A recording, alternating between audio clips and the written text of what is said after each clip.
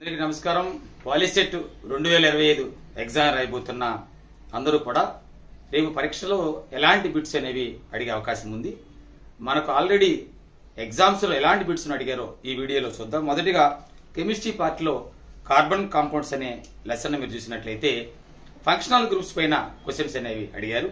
అంటే ketone, aldehyde, alcohol, ester ఇలాంటి compounds ఇచ్చి ఇది ఎగ్జాంపుల్ ఎలా ఉంటుంది అంటే ఐడెంటిఫై చేయటం అడగడం జరిగింది.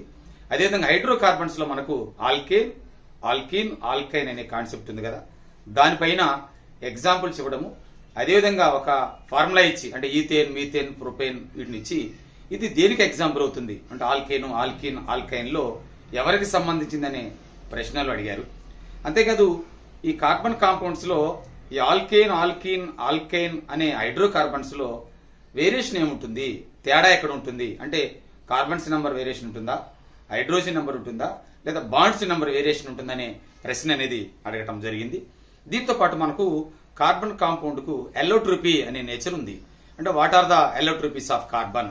Diamond, graphite, buckminster, fullerene and nano tubes అని, గ్రఫిన్ అనేవి ఉన్నాయి కదా. ఇందులో ఏ ఎల్లోట్రోపీ అనేది విద్యుత్ బంధకముగా ఉంటుంది, ఏ ఎల్లోట్రోపీ అనేది కండక్టివిటీని కలిగి ఉంటుంది అనే కాన్సెప్ట్ కూడా ఎందుకు అనే విషయాన్ని కూడా అడిగారు. అంతేకాదు కార్బన్ కాంపౌండ్స్ లో ఈ స్ట్రైట్ లైన్ అంటే ఒక చైన్ లా ఉండేవి, సైకిల్ లా ఉండేవి. అంటే సైక్లో హైడ్రోకార్బన్స్ ఉంటాయి, జనరల్ హైడ్రోకార్బన్స్ ఉంటాయి. ఇవి తెలియాలంటే మనకు హైడ్రోకార్బన్స్ లో ఆల్కేన్స్ ను మనం ఏమని అంటారని కూడా జనరల్ ఫార్ములా అడిగారు. అంటే ఆల్కేన్స్ ను మనం పారాఫిన్ అని చెప్తాము, ఆల్కిన్స్ ని ఓలిఫిన్ అని చెప్తాము, ఆల్కైన్స్ ను ఎసిటిలిన్ అని కూడా చెప్తాము. అంతేకాదు హైడ్రోకార్బన్స్ యొక్క అప్లికేషన్ అంటే డే టు లైఫ్ లో ఫ్యూయల్స్, ఇంధనాలుగా ఉపయోగిస్తాం మనం. అంటే kerosene, petrol, diesel, CNG, LPG gas, gobar gas ఇవన్నీ మిక్చర్ ఆఫ్ హైడ్రోకార్బన్స్. అయితే ఇందులో ఏది బెస్ట్ అంటే ఈ రోజుల్లో మనం సిఎన్జి గ్యాస్ అనేది ఒక బెస్ట్ గా చెప్తున్నాం. ఎందుకు అంటే తక్కువ పొల్యూషన్ రిలీజ్ అవుతుంది. జనరల్ గా హైడ్రోకార్బన్స్ అనేవి బాండ్ చేసినప్పుడు వెహికల్స్ నుంచి ఏ గ్యాస్ రిలీజ్ అవుతాయి? జనరల్ గా కార్బన్ డైఆక్సైడ్ ఉంటుంది, ఎక్కువగా CO అనేది రిలీజ్ అవుతా ఉంటది. సో CO2 అనేది పొల్యూటెడ్ గ్యాస్, బట్ CO అనేది పాయిజన్ గ్యాస్ గా చెప్తాం మనం. అంటే మనం ఉపయోగించే సిఎన్జి గ్యాస్ లో తక్కువ మొత్తంలో ఈ CO2, CO అనేవి రిలీజ్ అవుతాయి కాబట్టి దాన్ని వాడుతున్నాము. ఎందుకు అంటే సిఎన్జిలో మీథేన్ అనే హైడ్రోకార్బన్ సింప్లెస్ట్ హైడ్రోకార్బన్ ఎవరు అని అడిగే అవకాశం ఉంటుంది.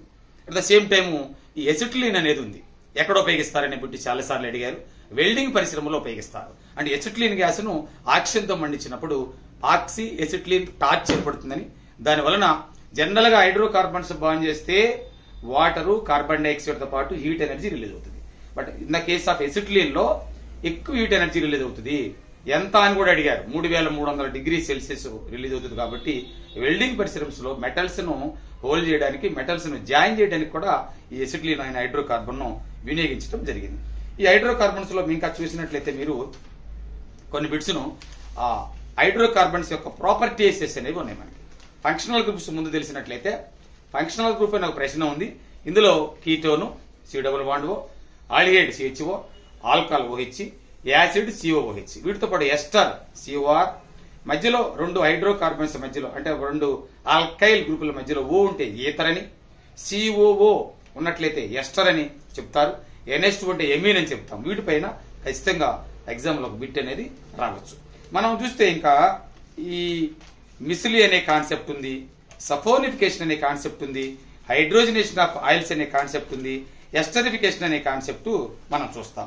వీటిని పైన బిట్లు ఎలాంటి బిట్స్ ఎగ్జామ్స్ లో వచ్చే అవకాశం ఉంది అన్నప్పుడు ఎస్టర్ ఎలా తయారవుతుంది, ఎస్టర్స్ తయారైనప్పుడు లేదా ఆల్కహాల్, ఆల్డిహైడ్, యాసిడ్ సంబంధించిన గ్రూప్స్ అనేవి ఎలా తయారవుతాయి, హైడ్రోజనేషన్ ఆఫ్ ఆయిల్స్ లో అంటే ఎడిషనల్ రియాక్షన్ జరిగినప్పుడు క్యాటలిస్ట్ గా ఎవరిని వాడతారు? నికెల్ అనే క్యాటలిస్ట్ వాడతాము.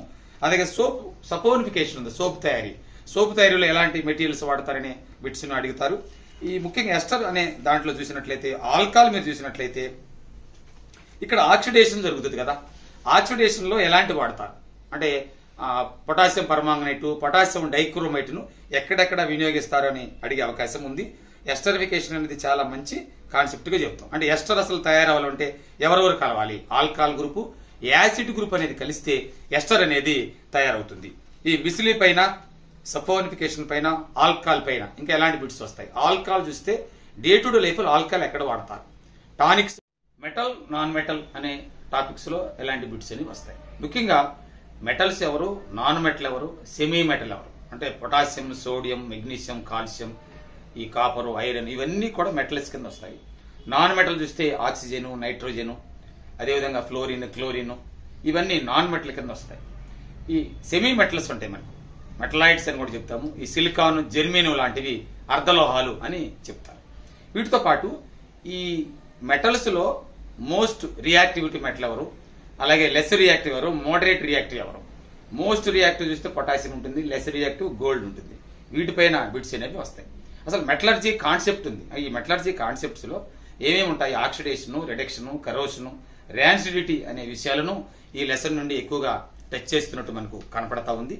వీటితో పాటు ఈ మెటల్ నాన్ మెటల్ లో కరోషనే ముఖ్యంగా చూసినట్లయితే మీరు సిల్వర్ అనేది కరోషన్ జరిగినప్పుడు ఏ కలర్ వస్తుంది, దేనితో కలుస్తుంది కరోషన్ అనే బిట్లు చాలాసార్లు అడిగారు. సిల్వర్ హైడ్రోజన్ సల్ఫైడ్ తో కలిసి సిల్వర్ సల్ఫైడ్ అనేది బ్లాక్ కలర్ వస్తుంది. ఆ రస్టింగ్ పామ్ అవడం అంటాం మనం. రస్ట్ పామ్ అవడం ఐరన్ జరుగుతుంది, Fe2O3 లేదా FeO అనేది పామ్ అవుతుంది.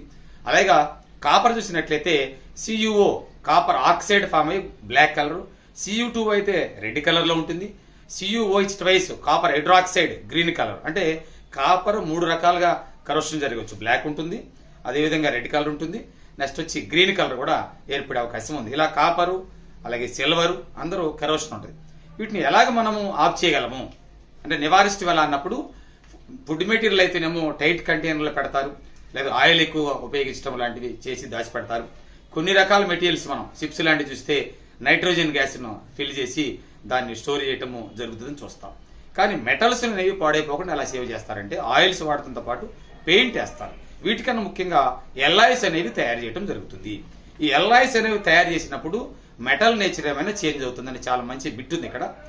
ఎల్లాయిస్ తయారైనప్పుడు ఆ మెటల్ కొన్నటువంటి కండక్టివిటీ అదేవిధంగా మెల్టింగ్ పాయింట్ అనేవి తగ్గుతాయి, డిక్రీజ్ అవుతాయని అర్థం. మీరు కరెంట్ మెటల్ నాన్ మెటల్ లో మనకు కొన్ని చూసినట్లయితే ఈ మనకు మెటల్స్ అనేవి ఉన్నాయి కదా, వీటిలో నోబెల్ గ్యాసెస్ ఉన్నవి, నాన్ మెటల్ మెటల్స్ ఉన్నాయి. ఈ నోబెల్ గ్యాసెస్ తోటి వీటితో కంపేర్ చేస్తూ అటామిక్ నెంబర్ ఇచ్చి కాంపౌండ్స్ ఉంటాయి, ఆక్సైడ్ ఫామ్ కానీ క్లోరైడ్ ఫామ్ ఏర్పడినప్పుడు ఎలా ఉంటుందని ఒక క్వశ్చన్ వచ్చే అవకాశం ఉంది.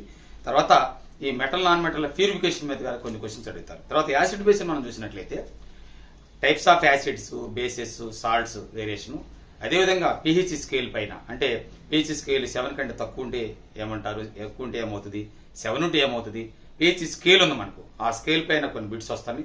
అదేవిధంగా టెస్ట్ ఆఫ్ యాసిడ్ బేసెస్ అంటే యాసిడ్ బేస్లు మెథైల్ ఆరెంజ్, ఫెనాప్థలిన్ వాటితో టెస్ట్ చేసినప్పుడు ఏ విధమైన కలర్స్ అనేవి వస్తాయనేది. దాని తర్వాత యాసిడ్ బేస్ టెస్ట్కు అసలు ఏమేమి ఉపయోగిస్తారు అంటే మెథైల్ ఆరెంజ్, ఫెనాప్థలిన్ ఇలాంటి లిట్మస్ పేపర్ కాకుండా ఇంకేమైనా ఉపయోగిస్తారా, వీటిపైన కూడా కొన్ని బిట్స్ ను టచ్ చేశారు. దీని తర్వాత మీరు చూస్తే యాసిడ్ బేస్ ప్రాపర్టీ చూస్తాం. అంటే ఫస్ట్ యాసిడ్ బేస్ కలిస్తే ఏమవుతుంది, సో యాసిడ్ బేస్ కలిపి సాల్ట్ వాటర్ అవుతుంది, న్యూట్రలైజేషన్ అంటామని చెప్తాము. తర్వాత ఏమి రిలీజ్ అవుతావు అనే ప్రోడక్ట్స్ కూడా అడిగారు. వీటితో పాటు యాసిడ్ బేస్ లో యాసిడ్ బేస్ అనేవి మెటల్స్ తో రియాక్ట్ అయినప్పుడు ఏమవుతుంది, ఎలాంటి మెటల్స్ తో రియాక్ట్ అయ్యే అవకాశం ఉంది. ఇప్పుడు యాసిడ్ బేస్ అనేవి ఫర్ ఎగ్జాంపుల్ ఎక్కువ జింక్ తో మనం రియాక్ట్ చేస్తాం. యాసిడ్ అయితేనేమో హైడ్రోజన్ గ్యాస్ వస్తుందని చెప్తాము, అలాగే బేస్ అయినా హైడ్రోజన్ గ్యాస్ వస్తుంది. కానీ వచ్చే సాల్ట్ చూస్తారు, for example sodium hydroxide zinc తో రియాక్ట్ అయినప్పుడు ఎవరు వస్తారు, లేదా సోడియం హైడ్రాక్సైడ్ ఎవరితో రియాక్ట్ అయితే ఏమి ఏర్పడుతుంది అనే క్వశ్చన్స్ అనేవి ఎగ్జామ్ లో అడిగారు. అంటే సోడియం జింకేట్ వచ్చింది అనుకోండి, సోడియం జింకేట్ ఫార్ములా ఎలా ఉండిద్ది, సో సోడియం ఎవరితో రియాక్ట్ అయితే సోడియం జింకేట్ ఏర్పడుతుంది, ఇలాంటివి అడగటం జరిగింది.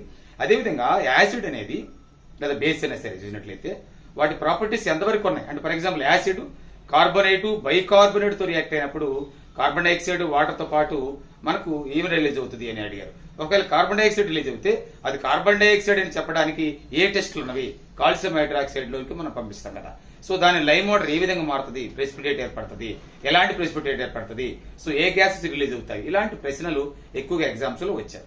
వీటి తర్వాత యాసిడ్ బేస్ లో మీరు చూసినట్లయితే pH స్కేల్ ఆధారముగా మనం దాని స్ట్రెంత్ ను చెప్తాం, strong acid, weak acid, strong base, weak base అని దానిపైన ప్రశ్నలు అడిగారు. అంతేకాదు pH scale day to day life ఉన్నటువంటి లింక్ ఏమిటి, మనం డైజెస్ట్ సిస్టమ్ ఒకటి ఉంటుంది, ముఖ్యంగా టూత్ డీకేకి సంబంధించింది, అలాగే యాసిడ్ రైన్స్ ఉంటవి, అలాగే మనం పంటలు బాగా పండడానికి వ్యవసాయ క్షేత్రానికి ఎలాంటి టూత్ డీకే చూసినట్లయితే pH వాల్యూ ఎంత ఉండాలి, లెస్ దాన్ 5.5 అని చెప్తాం.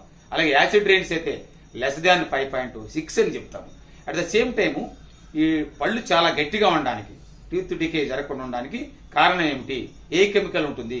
కాల్షియం ఫాస్ఫేట్ అనేది ఉంటది. ఈ కాల్షియం ఫాస్ఫేట్ పాడైపోయినప్పుడు మరి ఏ పేస్ట్ వాడతారు? పేస్ట్ లో ఏ కెమికల్ ఉంటది? కాల్షియం కార్బోనేట్ అనే కెమికల్ ఉంటది. డైజెస్ట్ సిస్టమ్ లో ఎసిడిక్ నేచర్ ఉన్నప్పుడు దానికి ఏ కెమికల్ వాడతాము? మిల్క్ ఆఫ్ మెగ్నీస్ ఉపయోగిస్తాము.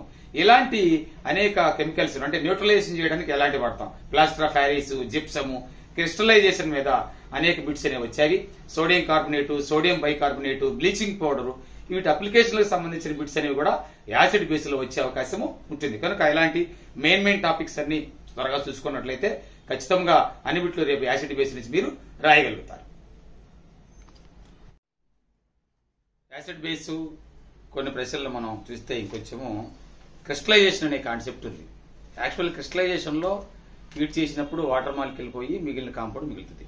దీని మీద ఎలాంటి ప్రశ్న అడుగుతాడు? కాపర్ సల్ఫేట్ క్రిస్టలైజేషన్ తర్వాత ఫార్ములా ఏంటి, కలర్ ఏమిటని అడగచ్చు. అదేవిధంగా general sodium carbonate before crystallisation Na2CO3 10H2O, అదేవిధంగా బ్లీచింగ్ పౌడర్ కానీ వీటి ఏట్లేదని సరే క్రిస్టలైజేషన్ తర్వాత వాటర్ మాలిక్యూల్ రిమూవ్ అయిన తర్వాత మిగిలిన ఫార్ములా ఏంటి అనేది మనం ఆన్సర్ చేయాల్సిన పరిస్థితి ఉంటుంది.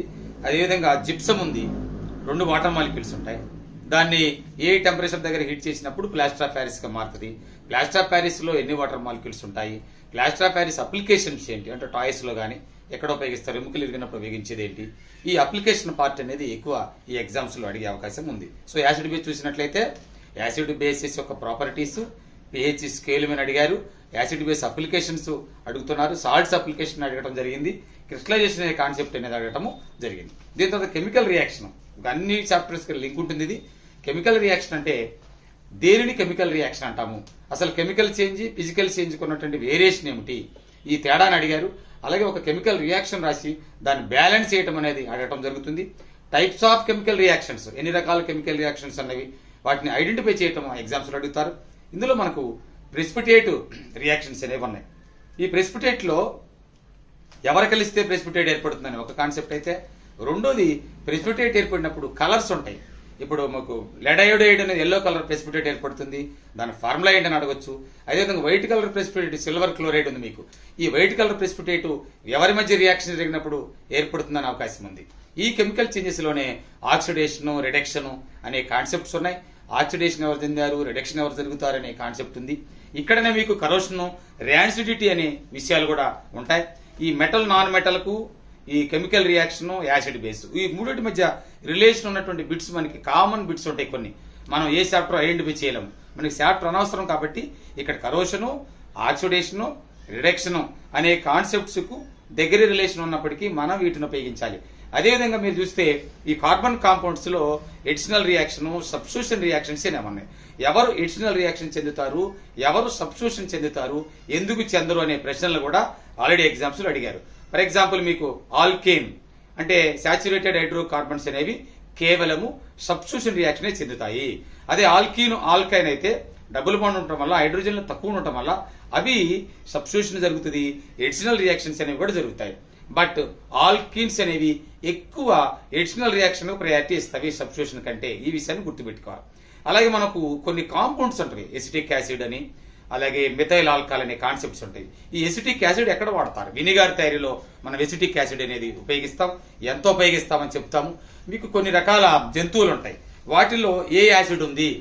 మనకు కొన్ని రకాల లెమన్ అవనండి, ఆరెంజ్ అవనండి, టమాటా అవనండి, చింతపండు, ఇలాంటి వాటిలో ఏ యాసిడ్స్ ఉన్నవి, దేనికి ఉపయోగిస్తాము, ఏ జంతువులు మనం కుట్టినప్పుడు మనకు ఏ యాసిడ్ ఇంజెక్ట్ అయ్యి మంట పుడుతుంది అనే కాన్సెప్ట్ పైన జనరల్ బిట్స్ అని అడుగుతారు. సో ఫైనల్ గా ఈ రేపు జరిగే ఎగ్జామ్స్ లో మనకి 4 కెమిస్ట్రీ పాఠాలు ఉన్నాయి, 30 బిట్స్ అనేవి వచ్చే అవకాశం ఉంది.